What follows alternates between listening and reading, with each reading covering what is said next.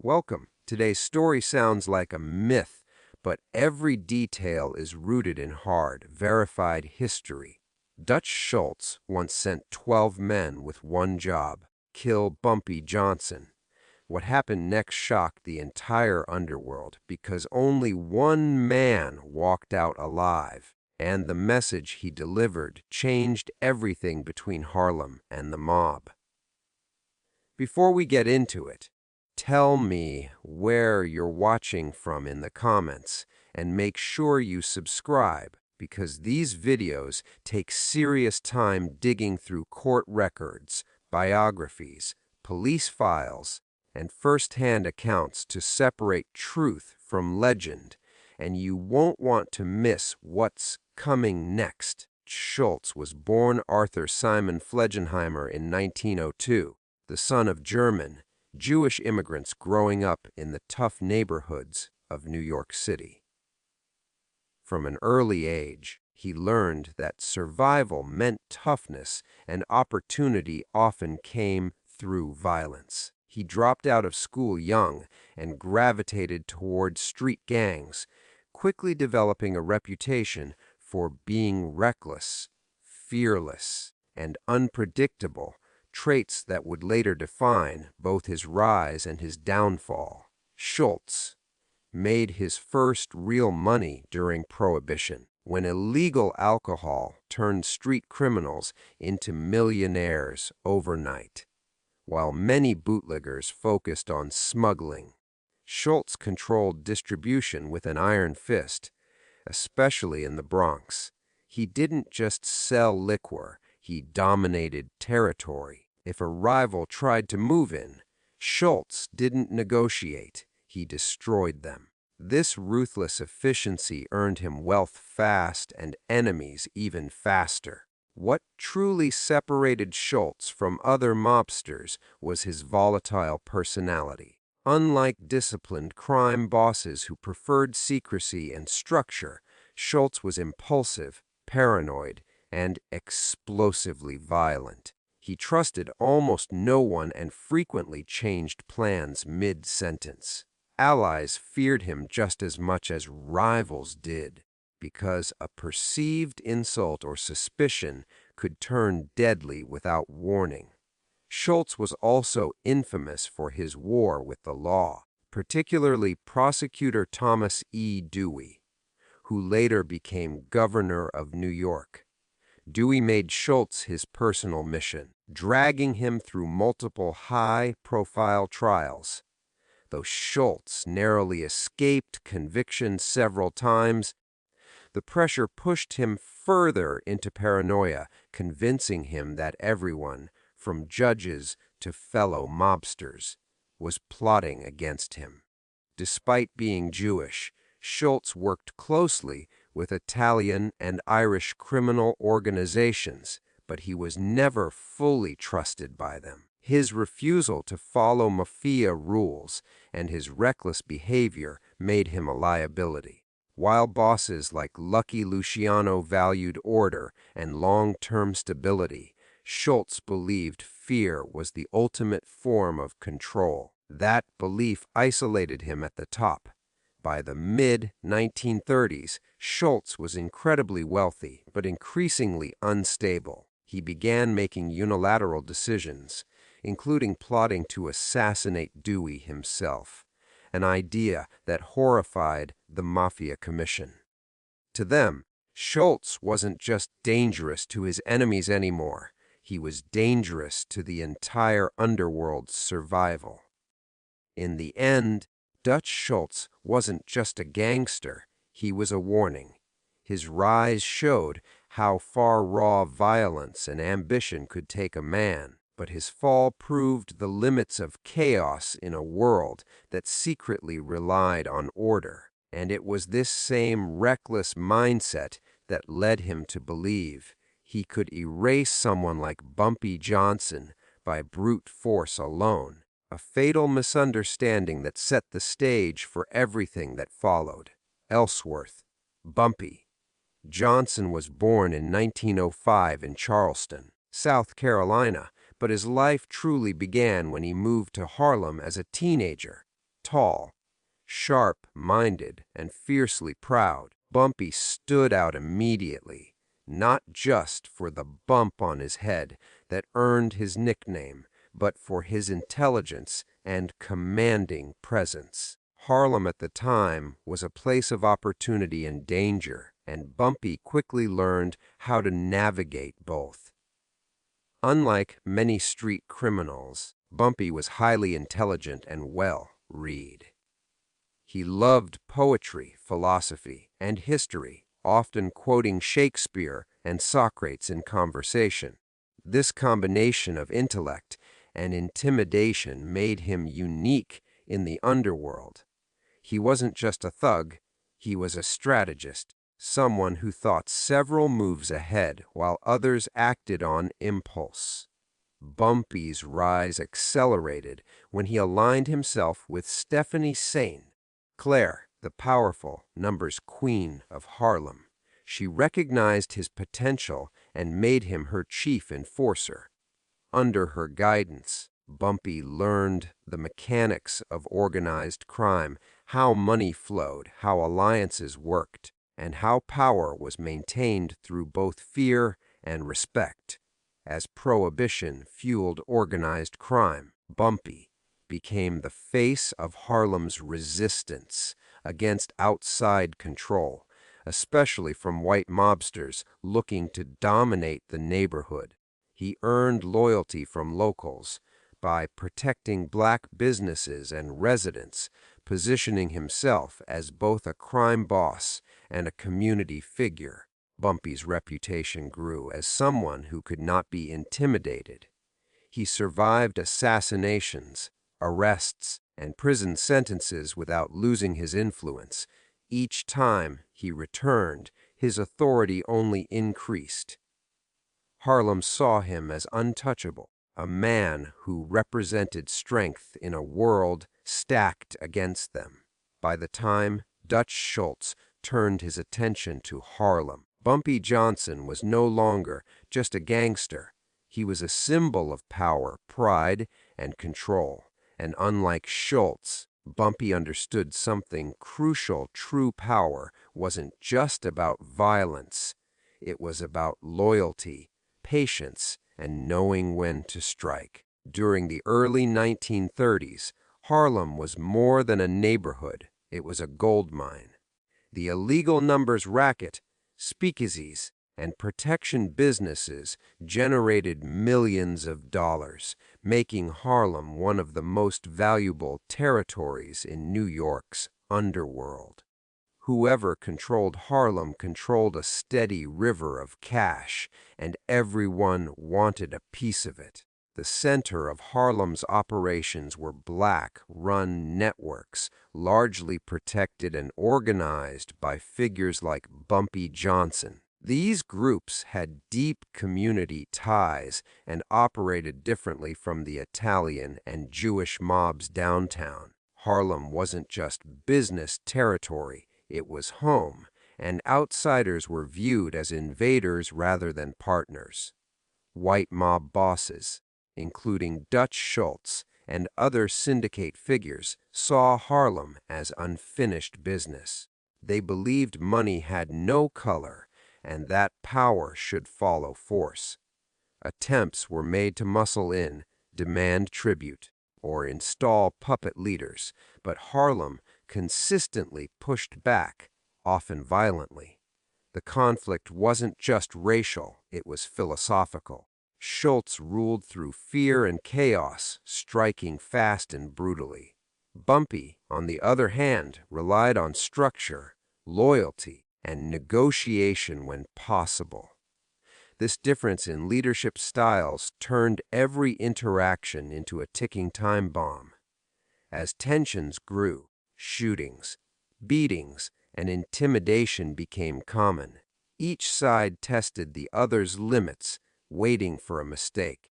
Harlem streets became a silent battlefield, where alliances shifted and every move carried consequences. By the time Dutch Schultz decided to send men after Bumpy Johnson, Harlem's power struggle had reached its breaking point. This was no longer about money. It was about who would decide Harlem's future and whether brute force could overpower respect and unity. Dutch Schultz didn't just see Bumpy Johnson as a rival.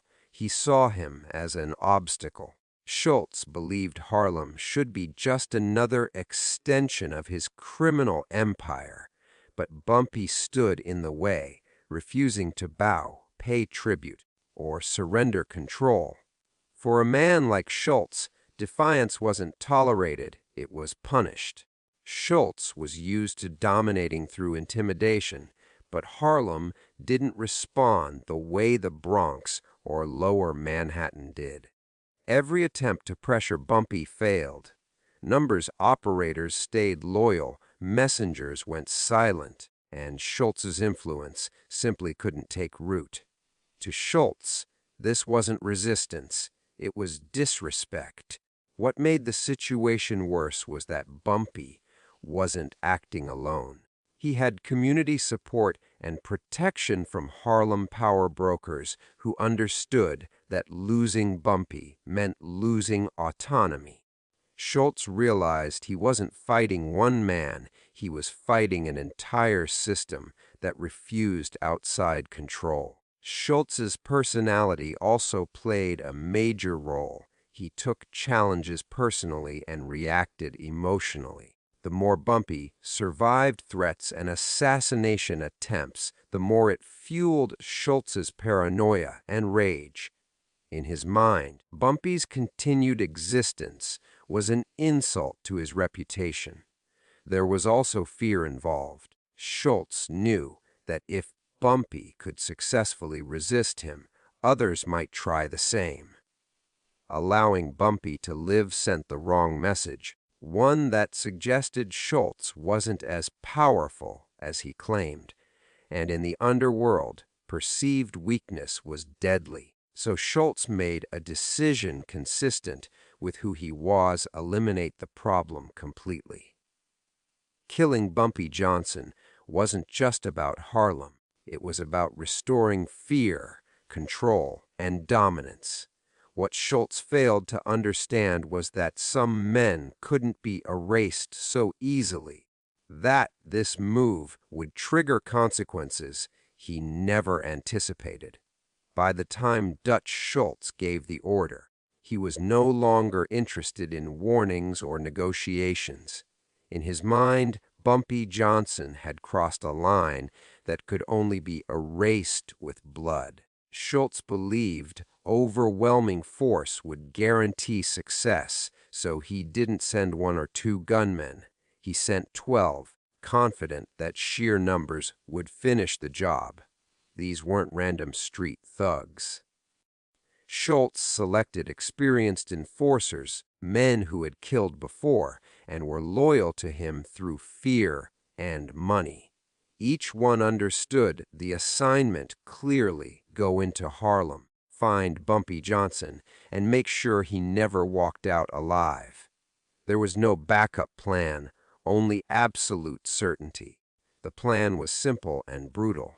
The men were instructed to move fast, strike hard, and leave no witnesses. Schultz expected Harlem to fold once Bumpy was gone, believing the neighborhood's resistance was built entirely around one man. Remove the pillar, and the structure would collapse. What Schultz didn't fully consider was Harlem's intelligence network. Bumpy's organization had eyes everywhere: bartenders, runners, doormen, and shop owners. Strangers didn't move unnoticed, especially armed ones. Long before the 12 men reached their target, word was already spreading. There was also the problem of overconfidence. Schultz's men believed the myth of Schultz's invincibility just as much as he did. They underestimated Harlem, and more importantly, they underestimated Bumpy Johnson's preparation and instincts. When the order was given, it set something irreversible in motion. Schultz believed he was making a statement of dominance. In reality, He was walking his men into territory where they were surrounded, outnumbered, and expected, turning what was meant to be an execution into a disaster that would echo through the underworld. The 12 men Dutch Schultz sent weren't amateurs or expendable street punks. They were seasoned killers pulled from his inner circle. Most had built reputations during Prohibition, enforcing Schultz's bootlegging routes through intimidation, beatings, and murder. These were men who understood violence as a language and had spoken it fluently for years. They came from different backgrounds, Jewish, Irish, and Italian, but shared one thing in common: fear of Schultz. Loyalty to him wasn't earned through respect. It was enforced through terror. Crossing Schultz often meant death, so when the order came down, refusal was not an option. Several of these men had survived previous gang wars and believed Harlem would be no different from any other hostile territory. They trusted numbers and firepower over strategy, assuming that 12 armed men could overwhelm any resistance Bumpy might have. What they lacked was local knowledge. None of them truly understood Harlem's streets, its people, or its unwritten rules. They were outsiders moving through a tightly knit community that recognized threats instantly. Every step they took was being noticed, reported, and tracked. The hitmen also underestimated Bumpy Johnson himself. To them, he was just another target with a growing reputation. They didn't realize they were stepping into a trap designed by a man who had survived decades of assassination attempts and prison time. In the end, these men represented Schultz's greatest flaw, believing violence alone was enough. They were dangerous, experienced, and heavily armed, but they were walking into enemy territory blind, and that blindness would cost nearly all of them their lives. From the moment the 12 men entered Harlem, everything began to unravel. They moved as outsiders, tense, alert, and unfamiliar with the rhythm of the neighborhood. Harlem noticed immediately. Word traveled fast, and within minutes, Bumpy Johnson's people knew armed men were in their territory with bad intentions. The hitmen expected to find Bumpy exposed or isolated. He was neither. Bumpy rarely stayed in one place for long, and was constantly surrounded by loyal guards. By the time the men reached what they believed was their target location, Bumpy had already adjusted his movements, turning the hunters into the hunted. Confusion set in quickly. Streets they didn't know became traps. Escape routes vanished. Harlem's layout worked against them: narrow alleys, crowded buildings, and people who refused to speak or cooperate. The hitmen were surrounded without realizing it. Gunfire eventually erupted, but it wasn't the clean execution Schultz had imagined. Shots came from multiple directions. Panic replaced coordination. One by one, Schultz's men were picked off, unable to tell who was attacking or where it was coming from. Fear took over. Some tried to flee, others froze, and a few fought blindly. Harlem closed in on them, not as individuals, but as a united force protecting one of their own. The power of community proved stronger than firepower. By the end of the night, the message was clear. Schultz's plan hadn't failed because of bad luck. It failed because Harlem was prepared, organized, and loyal. And out of the chaos, only one man would live long enough to tell Schultz what really happened. Out of the 12 men Dutch Schultz sent into Harlem, only one managed to walk away alive. His survival wasn't due to strength or skill, it was permission. Harlem let him live. That decision was intentional. Wounded, shaken, and fully aware that he should have been dead, the survivor was captured rather than killed. He was disarmed, questioned, and made to understand exactly how close he came to dying. This wasn't mercy, it was strategy. Bumpy Johnson didn't need another body to make his point. He needed a messenger. Killing all 12 men would have ended the story, but letting one return would spread fear far more effectively than silence ever could. The survivor was given clear instructions: go back to Dutch Schultz and tell him what happened. No threats, no exaggeration, just the truth. Harlem had seen him, surrounded him, and destroyed his men with ease. When the man finally left Harlem, he wasn't walking, he was carrying a warning. Every step back to Schultz was heavy, with the understanding that this wasn't a victory for him. It was a reminder that some lines, once crossed, could never be uncrossed. His survival wasn't an accident. It was the opening move in a psychological war, one that would shake Schultz's confidence and change the balance of power forever. When the survivor finally stood before Dutch Schultz, he wasn't the same man who had left on the mission. His confidence was gone, replaced by fear and disbelief. Schultz expected excuses or confusion, but what he received was something far worse: calm, undeniable truth. The message was simple and devastating. Harlem had been ready. Every move the men made was watched. Every step was anticipated. They were never in control, not for a second. Schultz's firepower meant nothing in a neighborhood that moved as one. The survivor made it clear that Bumpy Johnson hadn't panicked, hidden, or run. Instead, he had allowed the attack to unfold, knowing exactly how it would end. That alone shattered Schultz's belief that Bumpy could be overwhelmed. Then came the most important part of the message. Bumpy didn't want war, but he wasn't afraid of it. If Schultz sent more men, the result would be the same. Harlem would respond, and the bodies would keep piling up.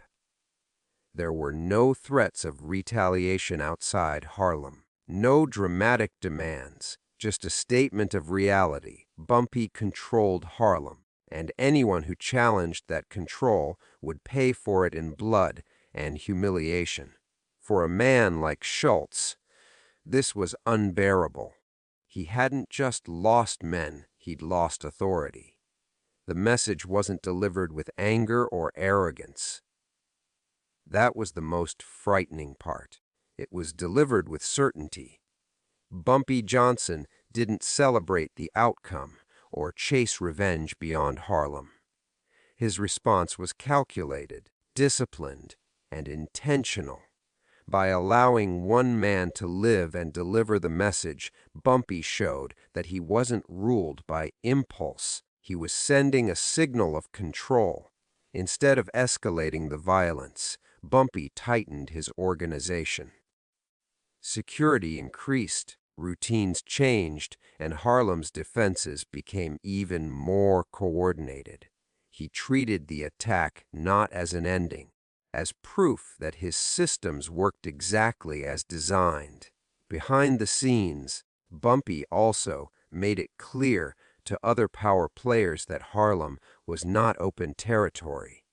The failed hit sent shockwaves through the underworld, and Bumpy ensured the story spread accurately, without exaggeration. The truth was powerful enough on its own. Bumpy understood something Schultz didn't. Survival in organized crime wasn't about constant bloodshed. It was about knowing when to stop. By not retaliating immediately, he avoided drawing unwanted attention from law enforcement and rival syndicates. At the same time, Bumpy made sure no one mistook restraint for weakness. Harlem remained unified, alert, and loyal. Anyone considering a move against him now knew exactly what would happen. Bumpy's response wasn't loud, but it was final. He had defended his territory, protected his people, and sent a message that echoed far beyond Harlem. Power didn't always need to shout to be heard. The failed hit didn't stay quiet for long. Word spread quickly through New York's criminal networks that Dutch Schultz had sent 12 men into Harlem and lost almost all of them. In the underworld, losses like that weren't just tragic, they were embarrassing, and embarrassment was dangerous. Schultz's reputation took a serious hit. He was known for dominance and fear, but now other bosses began to question his judgment. If he couldn't control Harlem or protect his own men, what else could go wrong under his leadership?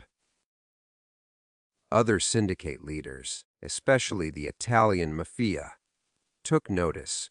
They already viewed Schultz as unstable, and this disaster confirmed their worst fears. His reckless approach was now seen as a liability that threatened the balance they worked hard to maintain. Bumpy Johnson's standing, on the other hand, skyrocketed. Harlem bosses and outside operators recognized that his power wasn't just local, it was strategic. He had defended his territory without triggering a wider war, something few could pull off. The incident also changed how outsiders approached Harlem. Force was no longer the first option. Negotiation, partnership, and respect became the safer path. Harlem had proven it couldn't be taken. It had to be dealt with. In the end, the fallout wasn't measured in bodies alone. It was measured in shifted alliances, altered strategies, and broken confidence. For Dutch Schultz, this moment marked the beginning of the end. Why this moment changed history? The failed attempt on Bumpy Johnson's life marked a turning point in how power operated in New York's underworld. It proved that overwhelming violence was no longer enough to control territory. Organization, loyalty, and intelligence had become just as important as guns, and Harlem had demonstrated all three in one decisive moment. This incident also reshaped racial dynamics in organized crime.